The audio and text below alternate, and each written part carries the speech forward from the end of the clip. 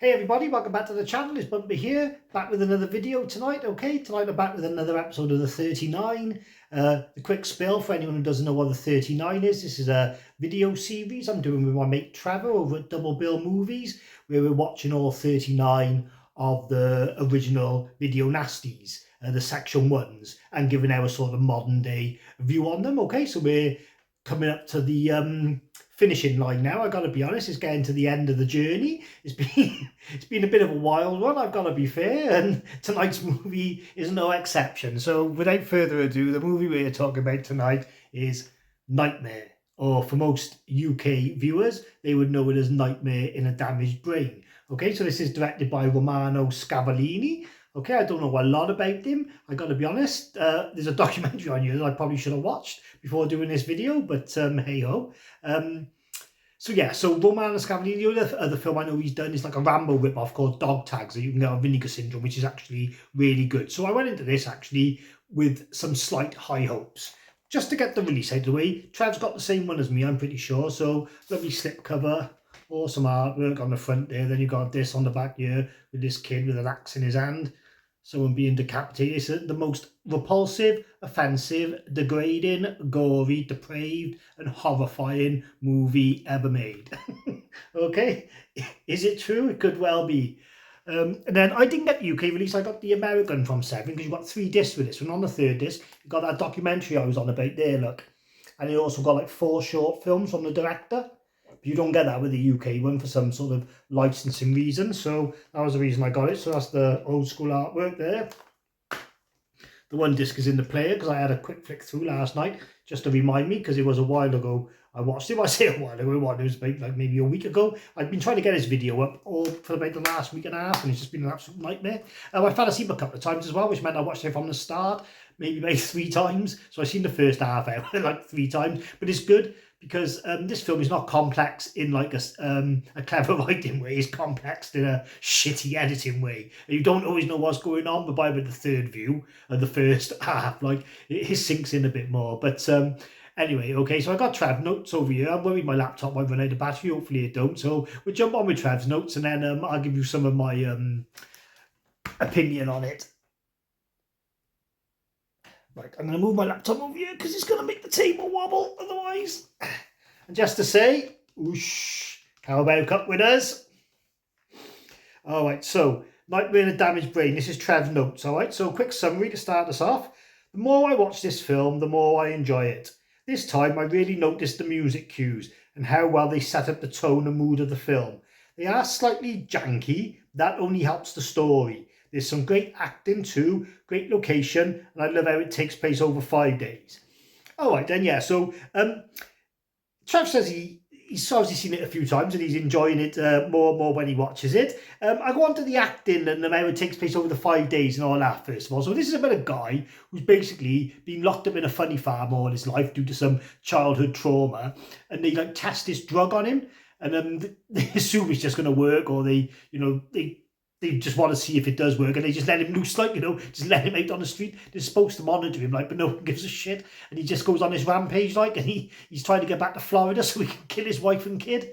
That he's been, like, I don't know, he's been lusting over them for ages, like, but it's got, like, a lot of dreamy sort of sequences and everything. Anyway, we'll come back to it now. Trav says about the tone and the mood with the music. I didn't like the sound design, especially the first couple of times. It was like so loud and the guy screaming all the time at the start, and my missus is shouting from the other room, turn it down, turn it down. But I know what Trav means. It does suit what's going on the screen because it's bonkers on the screen as well. Like, it works in a foreboding way, definitely. But oh my God, it was doing my head in the sound design. That was a gripe for me, that was. But hey-ho. So does it feel like watching a video nasty? So Trev's sitting on the fence here, he's saying yes and no. Yes, because of how gritty it looks as a 16mm film production. I watched my Severin 4K. No, because it's too well put together. It has great cinematography, and I like how it was edited. Okay, so I'm going to say it did feel like a video nasty. I got to be fair, because the editing was really jarring. It did have the gritty, grainy, grindhouse type look, which I like anyway. You know, that's not going to put me off watching it. That helps me enjoy the film, but it does make it feel like a video nasty. And yeah, there's plenty of claret on show. There's plenty of boobs on show. There's a bit at the start. Well, I say at the start, maybe about 15 minutes in after they first let him out, and he goes into a peep show, like, and he goes into this one booth, and the bird's just got her legs up on the chair, like, big dildo in her hand. So, yeah, I can see why it probably didn't go down too well, I gotta be fair. But so I'm going to say, yeah, I think it should be a video nasty, to be honest. But it is well made, and it does have some nice cinematography. Some of the shots, like, you know, especially as he's going across America and whatever. So should it be a video nasty? So again, Trev's going to sit on the fence and says it ticks all the video nasty boxes. Almost every kill is of a woman and quite brutal. And no, because it's too sophisticated. So Trev sees this movie working on a higher level by the sound of it. And I enjoyed it, I got to be fair. I thought it was better than the trash is being labelled, but I did have to like watch it a few times to get my head around it, and not everybody might not give it that you know, that luxury. But I'm going to say it does feel like watching a video nasty. Yeah, I mean, like, you wouldn't want your missus to come in on certain parts of this film, or one of your kids and be like, Dad, what are you watching? Any good? But yeah, I say it did feel like a video nasty to me. Should modern horror fans check it out? Definitely. So I can sense for this that Trav loves this movie by the sounds of it.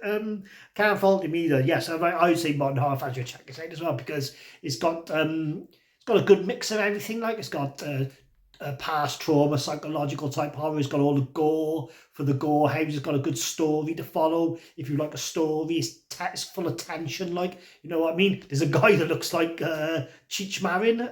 No, or Tommy Chong. He looks like Tommy Chong. Not Cheech Marin. He looks like Tommy Chong.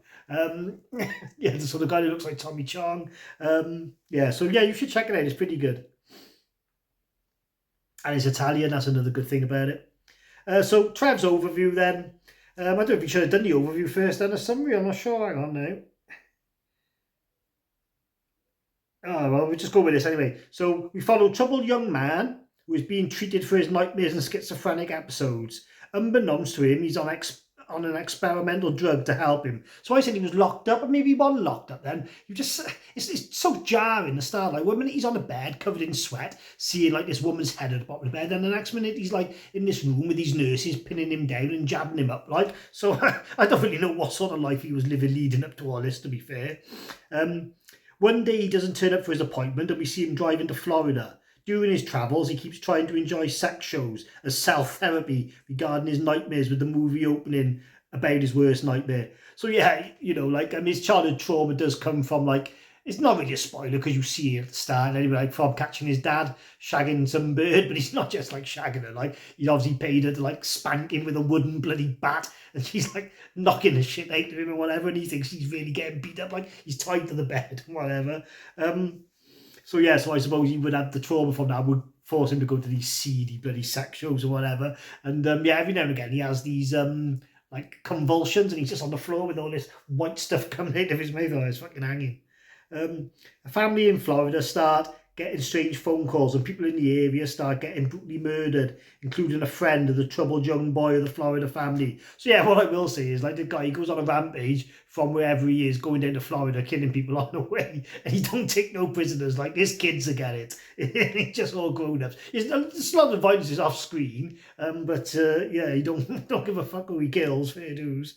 And then it says there's a twist at the end that helps ties all the storylines together, which is true, but I won't say the twist, obviously, because that is the reason for watching the film. But yeah, so it's good. Like, Trev's giving it 9 out of 10, so that's one of the highest viewed of the video nasties, 9 out of 10. There's not many of these films that are getting that from me and Trev.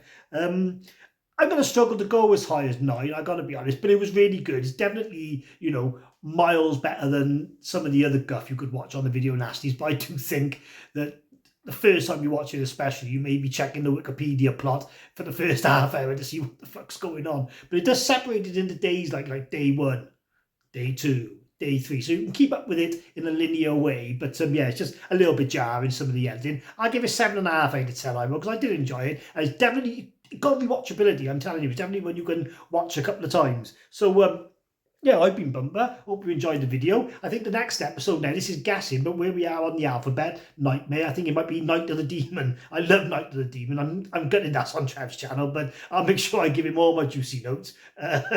Torn off cocks a lot. All right. So I've been Bumper there. Thanks for watching, and we'll catch you on the next one.